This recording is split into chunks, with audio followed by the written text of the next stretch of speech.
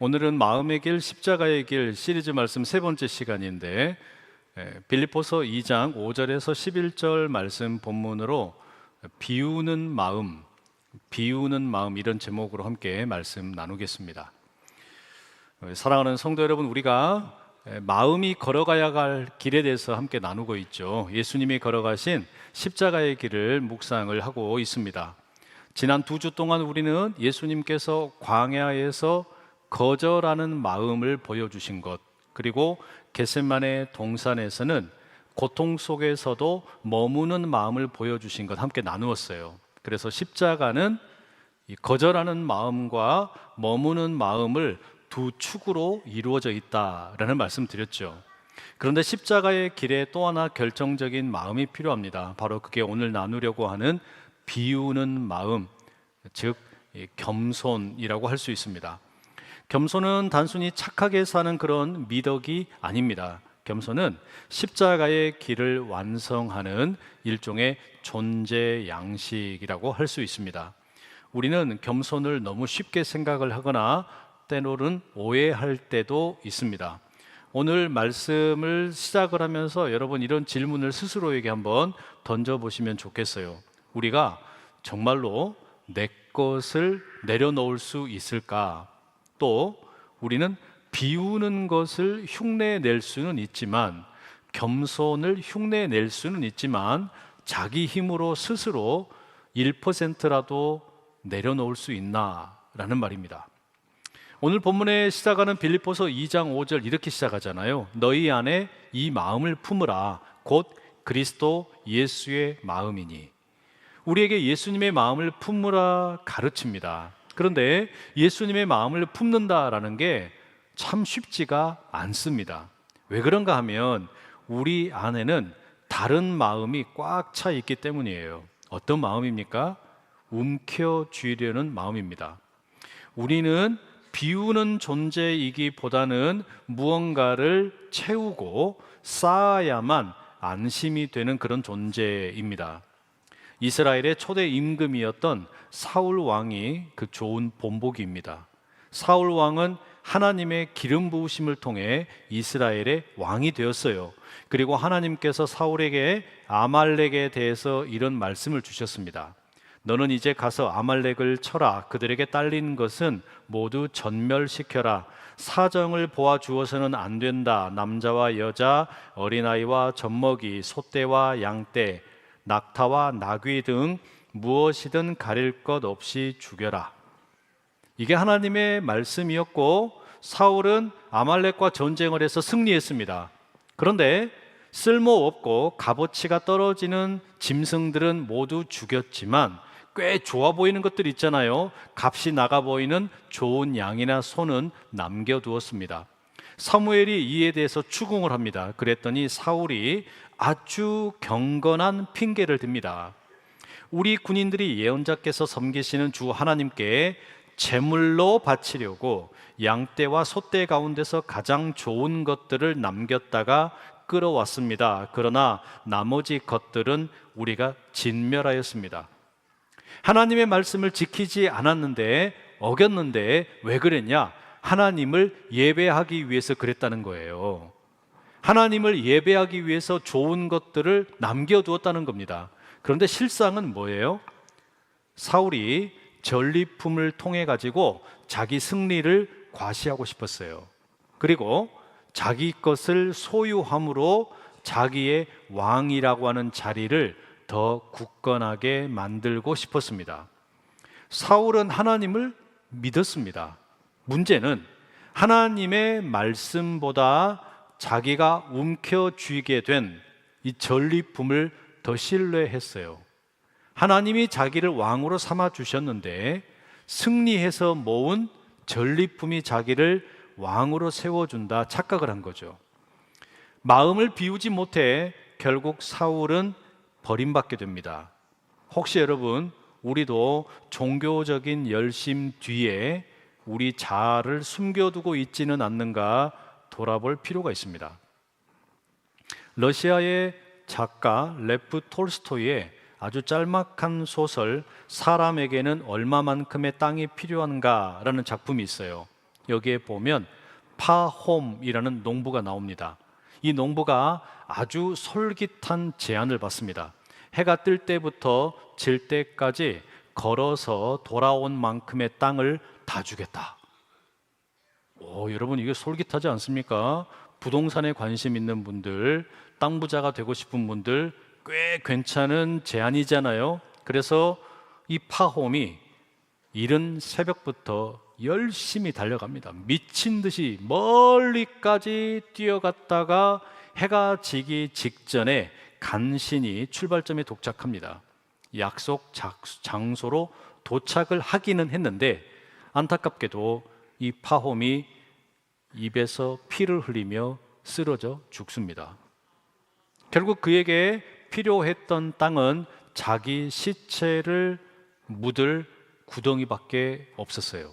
1.8m의 시체밖에 필요하지 않았던 겁니다. 이 어리석은 거잖아요. 아프리카에서 원숭이를 잡는 방법이 의외로 간단하다라고 합니다. 좁은 입구를 가지고 있는 항아리에다가 견과류를 가득 넣어 놓는 겁니다. 그러면 원숭이가 지나가다가 손을 뻗어 가지고 항아리에 손을 넣어요. 그리고 견과류를 확 움켜쥐겠죠. 그러면 좁은 항아리의 입구를 빠져나오지를 못하는 거예요. 사냥꾼이 다가옵니다. 그러면 얼른 움켜쥐고 있던 손을 펴고 손을 빼서 도망가야 되는데 이걸 펴지 못해서 잡히고 맙니다. 손바닥만 펴면 사는 건데 움켜쥐고 있다가 죽는다는 이야기예요. 사랑하는 성도 여러분, 우리가 사울 왕이나 농부 파홈이나 움켜쥐고 있는 원숭이와 별로 다르지 않습니다. 죽음이 눈앞에 와도 손을 펴지 못합니다. 그래서 바울이 우리에게 단호하게 말하는 거죠. 너희 안에 이 마음을 품으라. 여기서 마음을 품으라라는 말은 단순한 감정이 아닙니다. 삶의 방향이자 존재의 태도입니다. 예수님처럼 느껴라 이게 아니고 예수님처럼 생각하고 예수님처럼 존재하라라는 명령입니다. 그럼 여러분, 이 사도 바울이 우리에게 권하고 있는 예수님의 마음이라고 하는 게 도대체 뭡니까? 이게 뭘까요? 그걸 딱 한 단어로 표현하면 겸손이라고 할 수 있습니다. 예수님은 온 우주를 소유하고 계시는 분임에도 불구하고 우리를 살리기 위해서 그 모든 권리를 내려놓고 쏟아 부으셨습니다. 바울이 예수님의 이 비우는 마음, 겸손을 표현하기 위해서 아주 흥미로운 단어를 사용하는데 헬라어로는 에케노센, 또 명사형으로 케노시스라는 단어입니다. 고대 그리스어에서 이 케노시스라는 건 어떤 거냐면 그릇 안에 들어있는 내용물을 바닥이 보일 때까지 완전히 부어버리는 걸 말하는 거예요. 이게 그릇이라면 이 물병이 완전히 쏟아져서 밑바닥에 있는 것이 하나도 남지 않도록 비워버리는 거, 이게 케노시스입니다. 성벽을 허물어 가지고 빈터로 만드는 겁니다. 결국에 안에 있는 것이 하나도 남지 않게 다 비워버리는 상태, 이걸 가리켜 케노시스라고 그래요. 그러면 본문의 2장 7절에 예수님이 자기를 비웠다라고 할 때 이게 어떤 의미일까요? 그는 근본 하나님의 본체시나 하나님과 동등됨을 취할 것으로 여기지 아니하시고 오히려 자기를 비워 종의 형체를 가지사 사람들과 같이 되셨다. 예수님이 자기를 비우셨다라고 하는 것이 우리가 흔히 예수님을 가리켜 신성과 인성이 함께 있는 분이다 라고 말하는데 신성을 다 버리셨고 이제는 인간이 되셨다는 그런 뜻이냐? 그게 아니에요. 종교개혁가 장 깔뱅은 자기를 비우셨다라고 하는 이 구절을 해석을 하면서 뭐라고 말하냐면 신성을 포기한 게 아니라 일시적으로 감추신 것이다 라고 해석을 합니다. 비슷한 맥락에서 고든 피라고 하는 성서학자가 이 대목을 아주 날카롭게 해석을 합니다. 그의 해석을 요약해놓고 보면 이런 뜻이 있어요. 예수님이 자기를 비우셨다라는 말씀은 하나님으로서의 본성을 버린 게 아니라 하나님으로서 누릴 수 있는 특권을 우리를 위해 사용하지 않기로 결정하신 것이다. 그 다음에 이 학자가 뭐라고 또 덧붙이냐면, 예수님이 자기를 비워서 종이 되신 사건은 하나님답지 않은 행동이 아니라 오히려 가장 하나님다운 행동이다라고 평가를 합니다. 이 말이 충격적이에요. 왜 그런가 하면, 우리가 흔히 생각을 할 때 올라가는 것이 하나님답다라고 느껴지기 때문입니다. 하나님은 위에 계시는 분이잖아요. 위에 계시는 분이기 때문에 올라가는 게 하나님답다 이렇게 느껴지는데, 성경은 예수님께서 위에서 아래로 내려오시는 거, 비워버리시는 거, 이거를 가리켜 하나님답다, 하나님다움의 절정이다 라고 표현을 하는 겁니다. 왜 그럴까요? 하나님은 본질상 자기를 내어주는 분이기 때문입니다. 그 대표적인 예가 성찬식이에요. 예수님께서 제자들에게 포도주와 떡을 나누어 주시면서 뭐라 그러세요? 받으라, 먹으라, 이것은 너희를 위하여 찢기고 상하고 흘리는 나의 몸이다, 나의 피다. 예수님은 자기 몸을, 자기 피를 나눠주고 계시는 거예요. 이게 신적인 본성이라는 겁니다. 하나님께서는 처음부터 자기를 주시는 것을 기뻐하셨어요. 그러니까 예수님이 자기를 비우셨다, 그리고 내려오셨다라고 하는 이 케노시스는 하나님이 어떤 분인지를 가장 잘 보여주는 사건이라는 겁니다. 그래서 케노시스는 신적인 사랑의 절정이라는 거죠. 여러분, 이것은 능력이 없어서 당하는 수치가 아닙니다. 세상을 구원하기 위해 더 큰 사랑을 위해서 당신의 영광을 잠시 접어두는 능동적인 사랑의 결단입니다. 다시 말씀드리면, 우리가 여러분 폭포를 생각을 해보세요. 폭포가 1m짜리 폭포도 있고 5m짜리 폭포도 있고 100m짜리 폭포도 있겠죠. 1m짜리 폭포는 별로 힘이 없어요. 5m짜리 폭포는 조금 힘이 있겠죠. 그러나 100m짜리 폭포에 비교할 바가 아닙니다. 100m짜리 폭포가 떨어지는 힘은 어마어마한 힘이 있습니다. 예수님께서 자기를 비우신 것은 100m짜리 폭포에 힘이 있는데 그것을 안 쓰고 감추신 것과 같은 겁니다. 이게 진짜 겸손이라는 거예요. 엄청난 능력이 있지만 그것을 스스로 포기하셨다라는 이야기입니다. 여러분, 이와 같은 예수님의 케노시스, 자기 비움, 낮아지심, 이것을 빌립보에 살고 있는 사람들이 들었을 때는요, 충격을 받았어요. 엄청난 충격을 받았어요. 왜냐하면 이 빌립보라고 하는 도시의 성격이 그렇습니다. 빌립보에는 어떤 사람들이 많이 살았냐면, 로마에서 군인으로 살아가다가 은퇴를 한 사람들의 마을이었습니다. 그러니까 은퇴한 이후에 노후를 보내는 일종의 작은 로마와 같은 곳이었어요. 스스로를 로마의 식민지라 불리는 것을 기뻐했습니다. 지금은 식민지라는 말이 별로 좋은 어감이 아니지만 이 당시의 식민지는 영광스러운 호칭이었습니다. 로마의 식민지라는 것은 로마와 버금간다라는 뜻입니다. 우리로 이야기하자면 서울의 강남, 강남과 버금간다, 뭐 이런 뜻이 식민지라는 말의 뜻이었어요. 그래서 이 빌립보라고 하는 도시의 가치관은 뭐냐? 딱 두 개의 단어입니다. 하나는 명예, 두 번째 단어는 상승. 이게 빌립보 사람들이, 로마 사람들이 가지고 있었던 가치관이에요. 어떻게든 남보다 높아져야 하는 것이고, 나의 권리를 주장을 해야 되는 것이고, 명예를 지키기 위해서 싸워서 그것을 얻는 게 미덕인 도시입니다.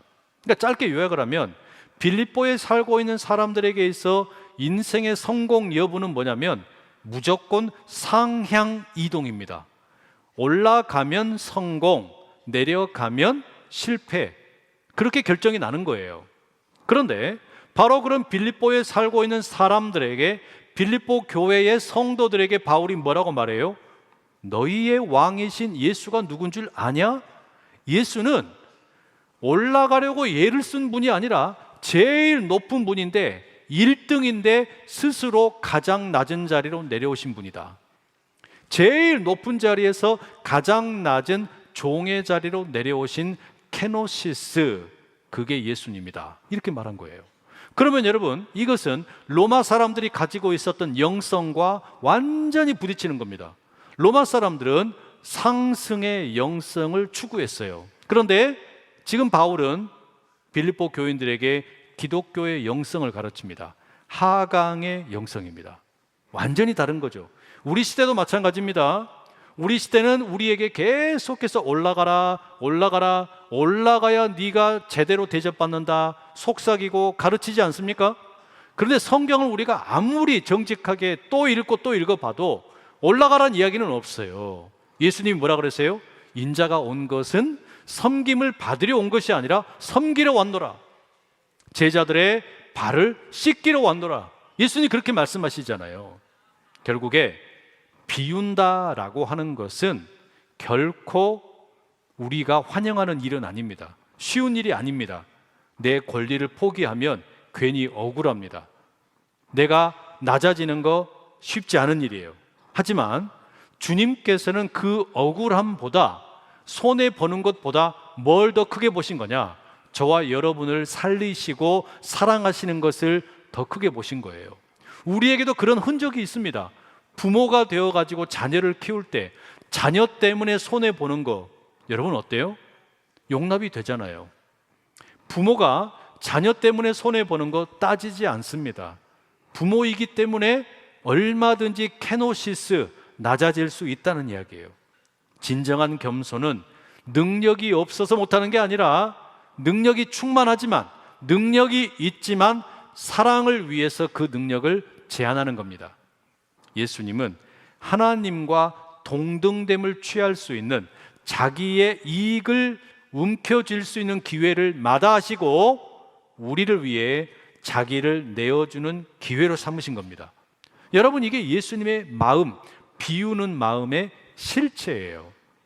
예수님의 이와 같은 비우는 마음이 아주 선명하게 드러나는 사건이 오늘 우리가 기념하는 종려주일, 예수님의 예루살렘에 입성하는 장면을 보면 잘 나타납니다.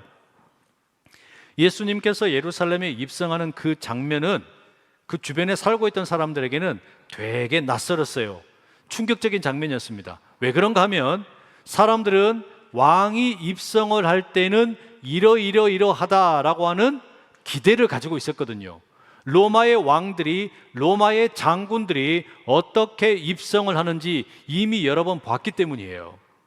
당시 로마에서 전쟁에서 승리한 장군이나 황제는 도시에 들어갈 때 개선식을 거행했습니다. 트리움프스라고 했는데 이게 로마의 전체에서 가장 화려한 축제 중에 하나입니다. 역사가들의 기록에 따르면 이 개선 장군이요, 금으로 만들고 또 상아로 장식이 된 화려한 전차를 탑니다. 이 전차를 4마리의 백마가 끌고 갑니다. 위풍당당하게 막 착착착 달려가는 거예요. 그러면 그 뒤에는 이제 사로잡은 적국의 왕들과 백성들과 전리품들이 뒤따릅니다. 그리고 피 묻은 칼을 들고 있는 로마의 군단병들이 그 뒤를 줄지어 행진합니다. 이 군마의 말굽 소리가 로마의 정복의 소리가 되고, 이 말의 높이는 포로들을 내려다보면서 압도적인 힘을 과시하는 겁니다. 여러분, 이게 로마가 자랑하는 왕의 위엄이었어요. 그런데 예수님이 지금 예루살렘에 입성하시는 장면, 이거는 참 이상해요. 성서학자인 마크스 보그와 존 도미닉 크로산이라는 두 학자가 예수님의 예루살렘 입성을 아주 흥미롭게 해석한 내용이 있더라고요. 예수님이 예루살렘의 동쪽, 그러니까 감람산 쪽에서 입성을 하실 때 아마도 서쪽 가이사랴 쪽에서는 총독 빌라도가 혹시라도 유월절에 폭동이 일어날 수 있어서 기마병대를 이끌고 예루살렘으로 들어오고 있었을 것이다. 이런 해석을 내리는 거예요. 자, 그럼 여러분 보세요. 예루살렘에 두 무리가 양쪽에서 지금 들어오는 겁니다. 모양이 완전히 달라요. 동쪽에서는 예수님이 입성하시고 서쪽에서는 빌라도가 들어오는 겁니다. 그림을 한번 보시면 완전히 다른 두 그룹이 들어오고 있는데 이 서쪽과 동쪽에 전혀 다른 세력들이 있는 거예요. 서쪽 문은 로마의 군마, 철갑을 두른 군인들, 제국의 위험을 드러내면서 힘에 의한 평화, 팍스 로마나를 보여줍니다. 반면에 동쪽에서는 초라한 어린 나귀를 타고 갈릴리 촌 사람들과 나사렛 예수님이 함께 걸어 들어오는 겁니다.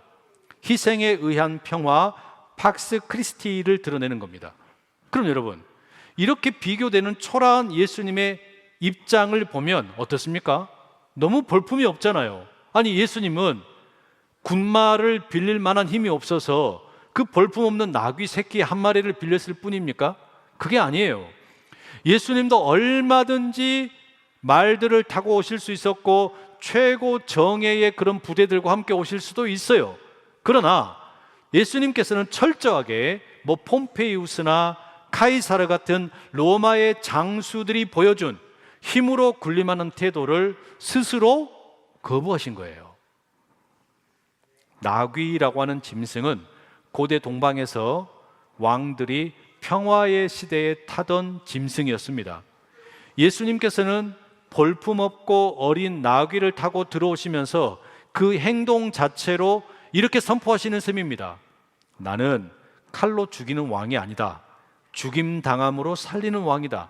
나는 군마의 높이에서 내려다보는 왕이 아니라 나귀의 높이에서 너희와 눈을 맞추는 왕이다. 주님께서는 이 초라한 나귀 위에서 세상의 모든 군마를 부끄럽게 만드는 진정한 하늘의 왕이 되어주신 겁니다. 이게 자기를 비워서 종의 형체를 입으신 예수님의 케노시스, 비움의 마음입니다. 그럼 여러분, 우리가 깨닫는 게 있어요. 그게 뭔고 하니, 겸손이라고 하는 것은 나를 무조건 깎아내리는 자기 부정이 아닙니다. 겸손은 나를 온전히 하나님께 맡기는 자기 위탁이에요. 겸손은 내가 나를 붙드는 삶에서 하나님께 자기 자신을 붙들어 주시도록 내어드리는 삶이라는 이야기입니다. 예수님이 그러셨죠. 예수님은 자기 스스로를 증명하려고 애를 쓰지 않으셨습니다. 자기를 주장하지도 않으셨어요. 그저 하나님 아버지가 예수님을 통해서 높임 받기를 원하셨고, 예수님은 하나님께 스스로를 완전히 맡기셨습니다. 그래서 겸손이라고 하는 건 뭐냐? 하나님을 향한 가장 깊은 신뢰의 표현입니다. 그래서 하나님은 겸손한 자를 사용하시는 거예요. 성도 여러분, 우리는 이렇게 말씀을 드려도 여전히 움켜쥐는 게 익숙합니다. 이 움켜쥐고 있는 것을 펴는 게 쉽지가 않아요. 다행인 것은 뭔 줄 아세요? 복음은 우리가 움켜쥐고 있던 것을 펴야만, 우리가 낮아져야만 구원받는다고 말하지 않습니다. 복음은 뭐라고 말합니까? 예수님이 우리 대신 낮아지셔서 우리가 구원받는다라고 말합니다. 우리가 높아지려고 할 때 예수님이 낮아지셔서, 우리가 자기 권리를 주장하고 자기 목소리를 높일 때 예수님이 종의 형체를 입으셔서 우리가 구원받는다는 이야기예요.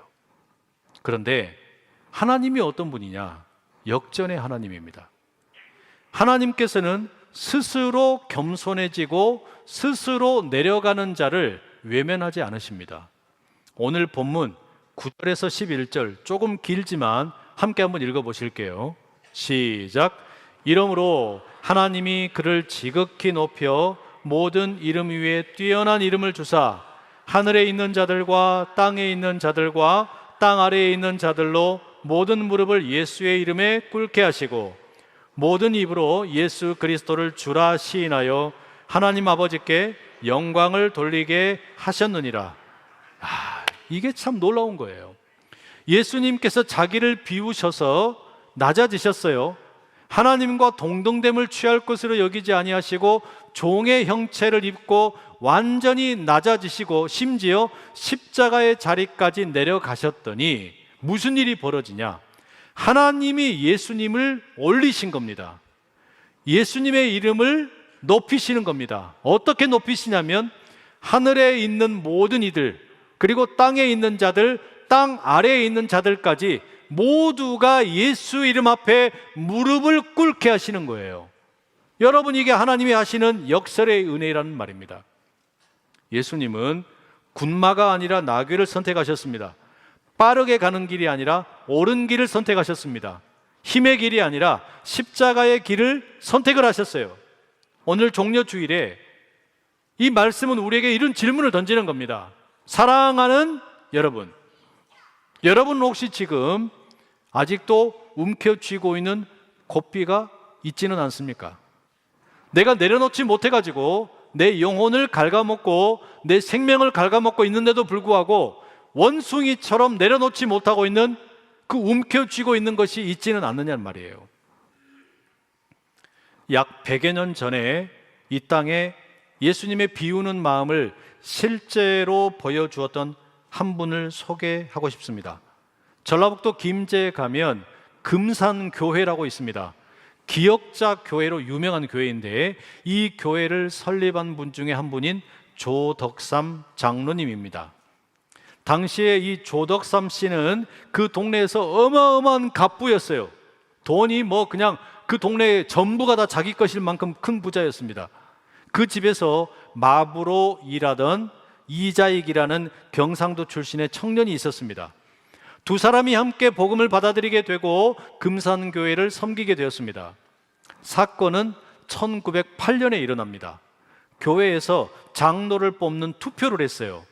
모든 성도들이 당연히 주인인 조덕삼 씨가 장로가 될 거라 생각을 했습니다. 그런데 투표 결과가 충격입니다.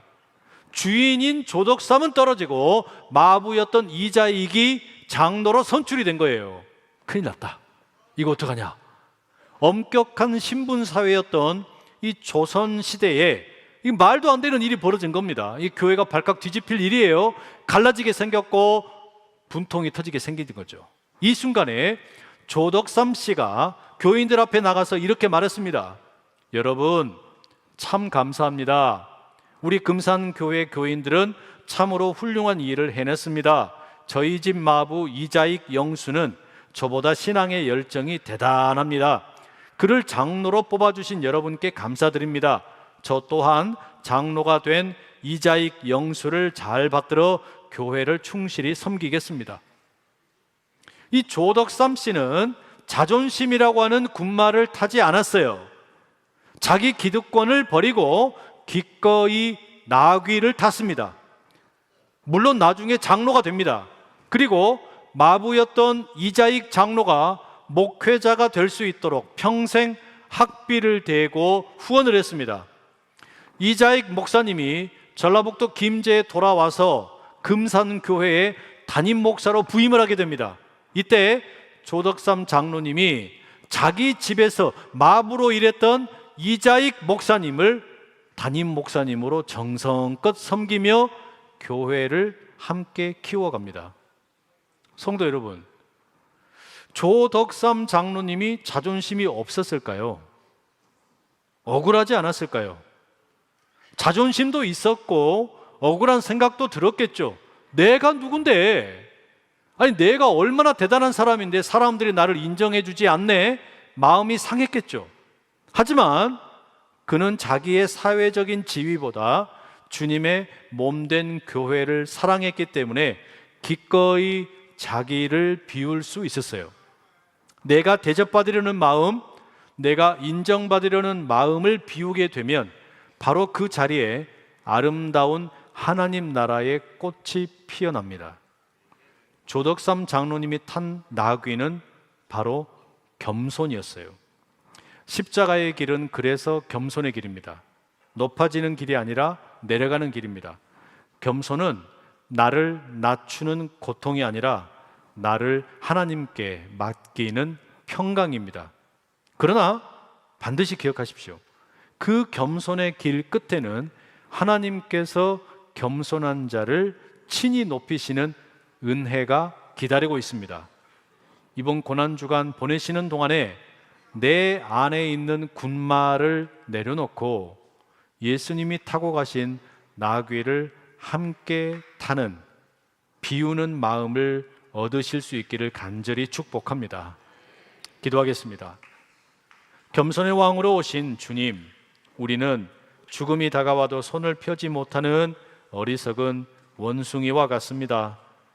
이제 움켜쥔 손을 펴고 하나님께 온전히 맡기는 우리가 되게 하옵소서.